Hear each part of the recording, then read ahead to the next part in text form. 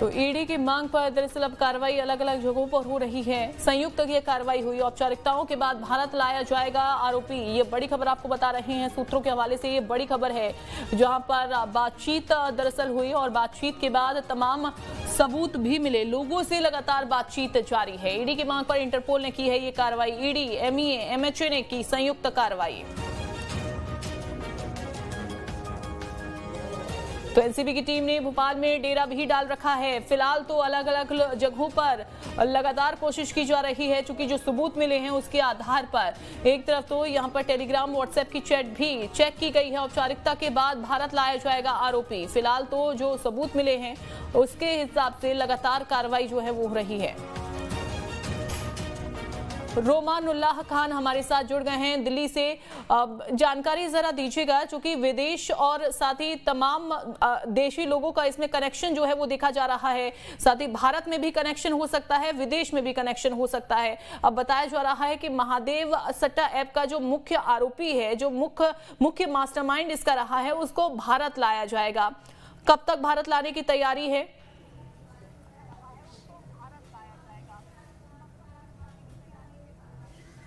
देखिए, इस पूरे मामले में विदेश मंत्रालय, गृह मंत्रालय, सीबीआई की टीम और ईडी की टीमें लगातार जुटी हुई हैं, क्योंकि सीबीआई इंटरपोल केस के साथ समन्वय करने वाली भारत की नोडल एजेंसी है और प्रवर्तन निदेशालय के आग्रह पर red corner notice Saurabh Chandrakar और रवि उपल के खिलाफ जारी किया गया था। सौरभ चंद्राकर और रवि उपल एक महादेव बुक नाम से ऐप चलाते हैं। इस ऐप पर पोकर, सट्टा, साथ ही चांस गेम किए जाते हैं। साथ ही इसमें क्रिकेट, फुटबॉल, बास्केटबॉल और दूसरे स्पोर्ट्स के अलावा चुनाव पर भी लाइव सट्टा लगाया जाता है। पूरे भारत में महादेव बुक का ऐसा बताया जाता है कि 6000 करोड़ रुपए की अब तक मनी लॉन्ड्रिंग कर चुके हैं, इतनी कमाई कर चुके हैं। इस पूरे मामले में जांच शुरू की थी, जिसके बाद प्रवर्तन निदेशालय 500 करोड़ रुपए से ज़्यादा की संपत्ति महादेव बुक के प्रमोटर्स की अटैच कर चुकी है, जिसमें 100 करोड़ रुपए की संपत्ति दुबई में मौजूद है।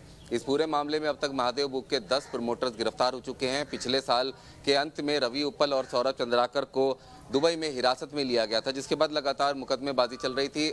कोर्ट के अंदर जो सौरभ चंद्राकर है, उनके वकील ने एक पासपोर्ट भी दिखाया था, जिसमें वातु नातु देश की नागरिकता लेते हुए दिखाया गया था कि अब ये दोनों, सौरभ चंद्राकर और रवि उत्पल, इस दूसरे देश के नागरिक है। उसका पासपोर्ट भी कोर्ट के अंदर दिखाया गया था, ताकि ये कहा जा सके कि भारत में जो प्रवर्तन निदेशालय ने मनी लॉन्ड्रिंग और धोखाधड़ी का मुकदमा पीएमएलए के तहत जो जांच चल रही है वो नहीं की जा सकती। लेकिन इस पूरे मामले में चूंकि प्रवर्तन निदेशालय ने गहनता से जांच की थी और इस पूरे मामले को सीबीआई को भी सौंपा गया था, जिसके बाद रवि उपल और सौरभ चंद्राकर के खिलाफ पुख्ता सबूत मिले थे, जो दुबई अथॉरिटीज के साथ में, जो दुबई में इंटरपोल की नोडल एजेंसीज हैं, उनके साथ में साझा भी किए गए थे। इंटरपोल के द्वारा रेड कॉर्नर नोटिस जारी किया गया था। बताया जाता है कि बीते साल के अंत में सौरभ चंद्राकर और रवि उपल को हिरासत में लिया गया था।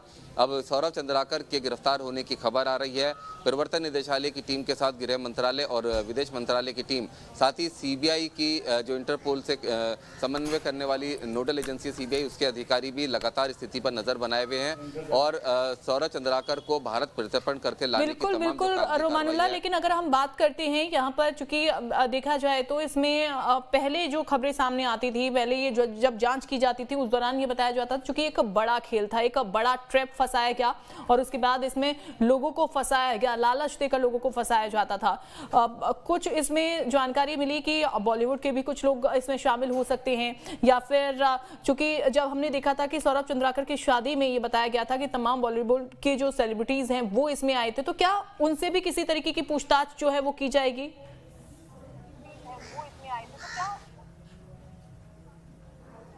देखिए, बिल्कुल उनसे पूछताछ हो चुकी है। तमाम वो लोग सेलिब्रिटीज जो कि सौरभ चंद्राकर की शादी में, जिसमें बताया जाता है कि 700 करोड़ रुपए से ज़्यादा की रकम खर्च की गई थी। स्पेशल चार्टर्ड प्लेन देकर कई सेलिब्रिटीज ऐसे थे जिनको दुबई बुलाया गया था और इस शादी के अंदर के वीडियो सामने आने के बाद इन सभी सेलिब्रिटीज को समन देकर पूछताछ के लिए प्रवर्तन निदेशालय ने बुलाया था, जिनसे पूछताछ की जा चुकी है। मामले की जाँच काफ़ी लंबे समय से चल रही है। 10 प्रमोटर्स महादेव बुक के गिरफ्तार किए जा चुके हैं। पहले जूस की दुकान चलाता था मामूली सी सौरभ चंद्राकर, उसके बाद ये रवि उपल के संपर्क में आया जो कि एक सॉफ्टवेयर इंजीनियर था। उसके बाद इन्होंने एक महादेव नाम से बुक्स बनाई। लोगों के जो जुआ खेलने की प्रवृत्ति है उसका इन्होंने फायदा उठाया और जो सट्टे का और जुए का धंधा पहले मैनुअली चलता था कि सट्टे के जुए के अड्डे पर लोग जाकर जुआ खेला करते थे, जिसमें चलाने वाले और खेलने वाले दोनों को भी खतरा रहा करता था। इन्होंने एक नई टेक्नोलॉजी का इस्तेमाल करते हुए ऐप चलाई जिसमें यूपीआई पेमेंट के जरिए या दूसरे तरीकों से पैसा डाला जाता था और उसमें अलग अलग तरह के गेम्स इन्होंने बनाए जिसमें तमाम स्किल्ड गेम भी हैं, साथ ही साथ सट्टा है और क्रिकेट दूसरे स्पोर्ट्स के ऊपर भी लाइव सट्टा लोग खेल सकते हैं, पोकर है या दूसरे शतरंज जैसे गेम्स हैं जिसके अंदर भी पैसा लगाया जाता है और सीधा पैसा अकाउंट में आ जाता है, जिसके लिए इन्होंने एक पूरा इकोसिस्टम तैयार किया। अलग अलग लोगों के अलग अलग शहरों में जो गरीब लोग थे, रिक्शे वाले हैं या फिर बताया भी जा रहा है कि ये जो ऐप था वो दुबई से इसको ऑपरेट किया जाता था और मार्केटिंग भी इतनी जबरदस्त तरीके से इसकी की थी ताकि लोगों तक पहुंचे और वैसा ही हुआ, तभी इतने सारे लोग इसमें जाल में फंसते चले गए। फिलहाल तो बहुत शुक्रिया आपका। भोपाल ड्रग्स केस से जुड़ी बड़ी खबर आपको बता दें, मध्य प्रदेश में ड्रग माफिया का नेटवर्क तलाशने में जुटी है एजेंसियां। आरोपी अमित चतुर्वेदी और सन्याल बाने से पूछताछ में एनसीबी को कई सुराग मिले हैं। व्हाट्सएप और टेलीग्राम चैटिंग से लोकल और